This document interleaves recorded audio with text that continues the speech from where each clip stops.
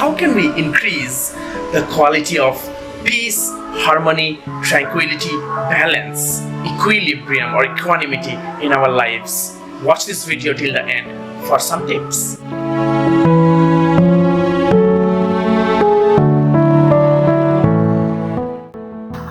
Hari Om everybody.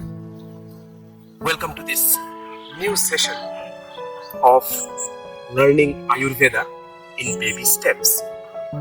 So in this session, I thought it would be nice to follow up regarding the three gunas or qualities of our mind that we discussed.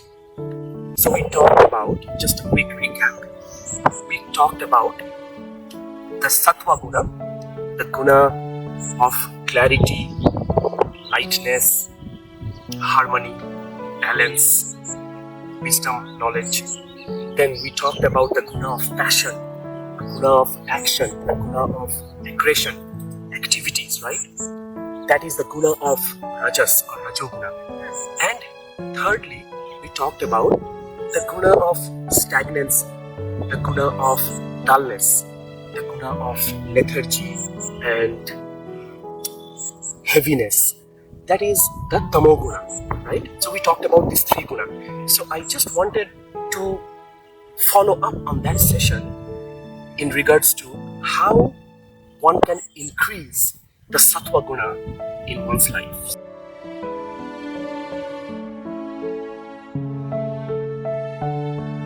So I will share few tips in this video.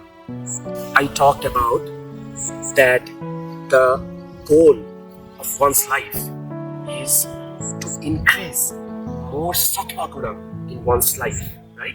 So to move from tamoguna, from the energy of lethargy, the mental energy of sluggishness and lethargy, to more action and passion, and from there to rajoguna, from there to sattva guna.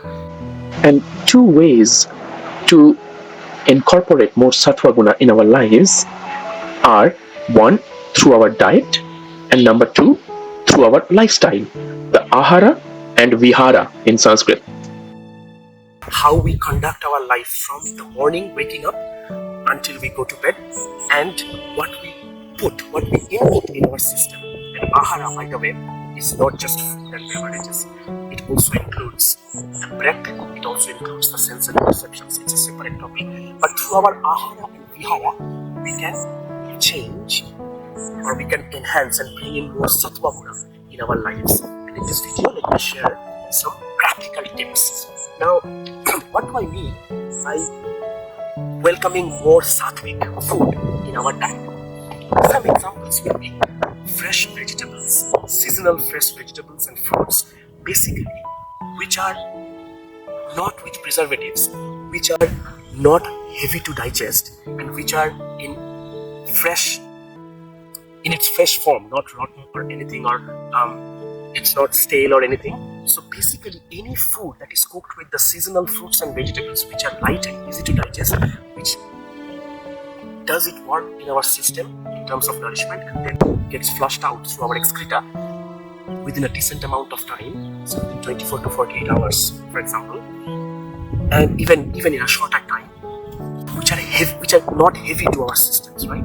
Which our body can digest and assimilate and then let go the residual wastage part very quickly. Those are the sattvic food, which are also prepared with the right kind of herbs, right kind of spices. And these herbs and spices also depend based on one's constitution, one's prakriti. We had a discussion in prakriti. So, vata, pitta, kapha, depending on which doshas are dominant in one's prakriti, depending on that, the herbs and spices can be chosen to aid the digestion of our system, right?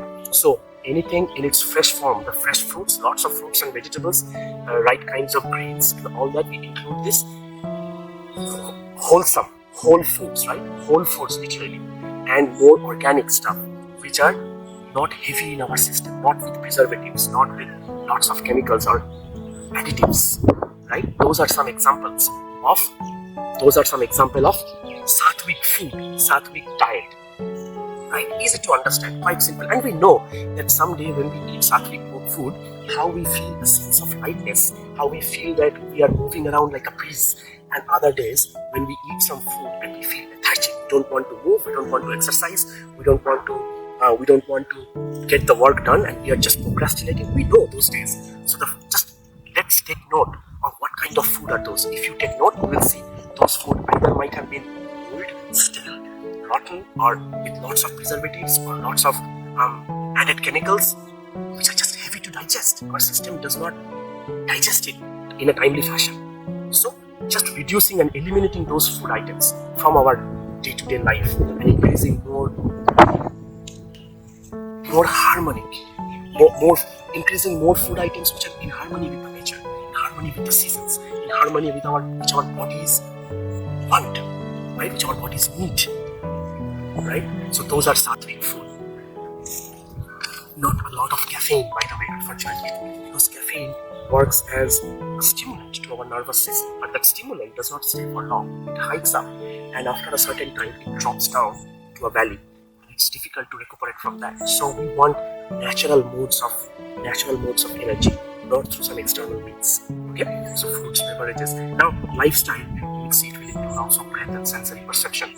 So, in terms of lifestyle, how to increase more sattva guna? First thing, most important thing is meditation. And by meditation, I just does not mean meditation has to be like a seated posture, cross-legged, closing your eyes. Meditation means when we become one with the object of our contemplation. We send some energy to that object of focus, and then we become one with that object, because the object is also connecting with us. So it's a two-way communication, and we are totally absorbed.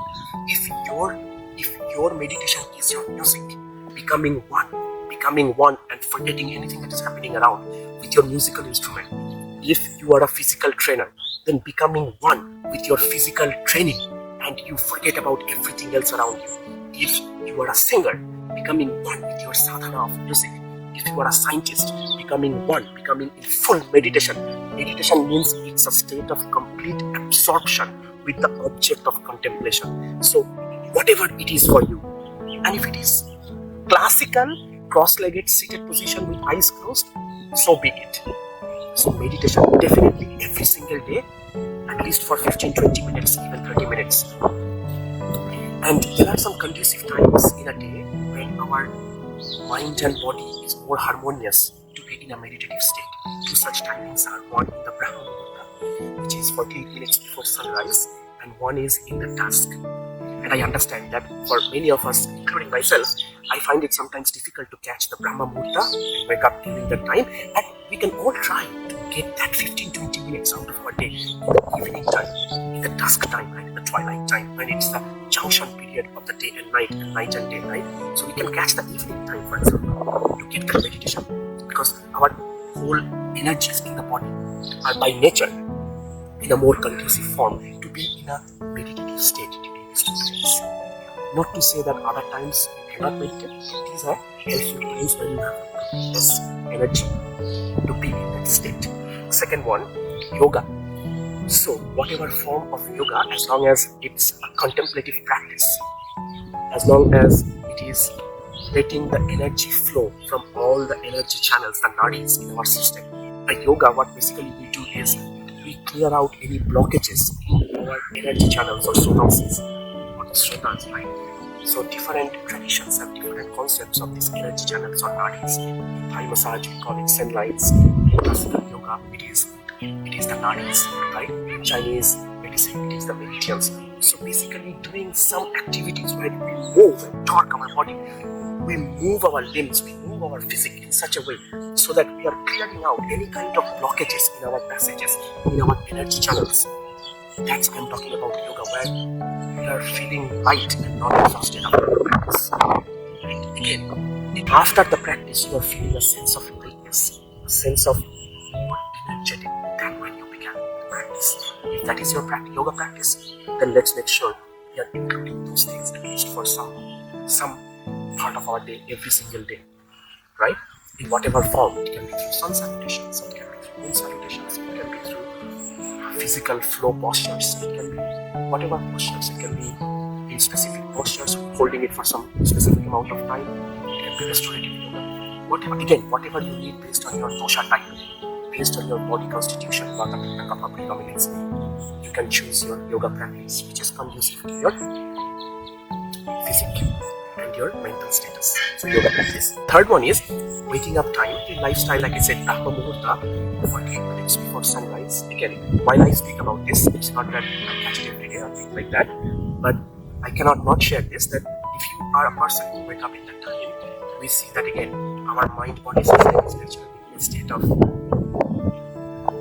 clarity, in a state of sattva guna in that time. So waking up early, let me put it this way, earlier than whenever we are waking up now, even if it is 15 minutes every week, if we can advance it, and if we can make it in a time when the sun is yet to rise up, but it just being seen in the horizon, we will see all of a sudden we are having an enhanced amount of sattva guna, the guna of knowledge, the guna of clarity, the guna of lightness in our system.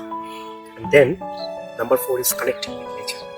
Connecting with nature, whether it's walking in your garden, whether it's walking in a national park, in an arboretum, if you are in a city, maybe in a city park or in a botanical garden, or even like on the field, stepping barefoot on the grass, at least for some time in a day, it can enhance the sattva, quantity of sattva in our life. Right? So connecting with nature, being in sync with the nature, in terms of the seasons, in terms of our phase of our life, right? And that connects with the food also, because when we are connected with nature, we are also consuming things which are seasonal. That is also being connected with nature. So these are not mutually exclusive points, but you will find lots of overlap. Then number 5 is pranayama, of course, because prana is the life energy, roughly speaking, or loosely speaking, and ayama is to stretching. So pranayama is a direct way of harnessing the prana, the life energy, in a specific direction, which is amplified for us, right? And there are many pranayamas. I do offer pranayamas also sometimes in Instagram Live, and I am sure that you have attended at least once in your life pranayama classes where you practice specific way of breathing, right? So pranayama, we can include that. Again, this is not separate from yoga, because pranayama is again one of the big points of yoga, and I wanted to point this out specifically. Spiritual discourse of wisdom reads. We all know those kind of days where we have this glass half full, half empty kind of days. And if we can go to a satsang, sat means the truth, sang means association. If we have our own tribe, our own community, whether it's your community of your hobbies, it's your community of your spiritual practices, whatever got you, if we spend some time with that spiritual discourse, talking about things which are greater than our own needs, right? Or getting that book in your hand which uplifts you, that helps us to combat some of the rajo and tamoguna that might have accumulated throughout the day for whatever reason, right? So spiritual discourse and getting in touch with some wisdom reads or audiobooks or things like that, or even talking to a person who you consider as they help you feel lighter. When you talk after a conversation, you feel just a little more energetic. So maybe connecting with that person or those persons. Now next is sensory detox. So we have 5 sensory organs, right, through which we connect to the outside world. 5 sensory organs. So 5 sensory organs are the eyes, which gives us the sight, 2 ears, which gives us the sound, it helps us assimilate sound, and the nose, olfactory sense. Then our tongue, the gustatory sense, and the touch. Right? To go in a detox means to minimize the sensory overload. For a specific amount of time, which you can think of as, say, for example, silent retreats. An example of it. It does not have to be named as a silent retreat. You can do it yourself in your home or in your sensory detox, let me put it this way.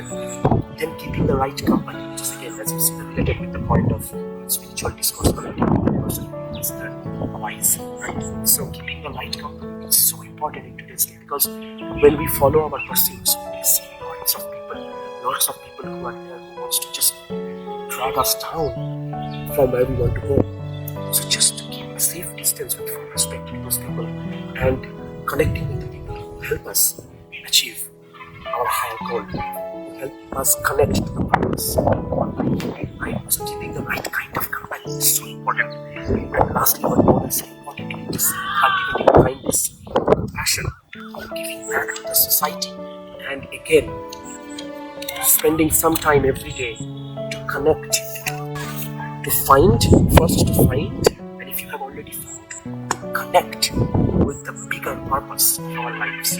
What is our purpose? What do we want to do in our lives?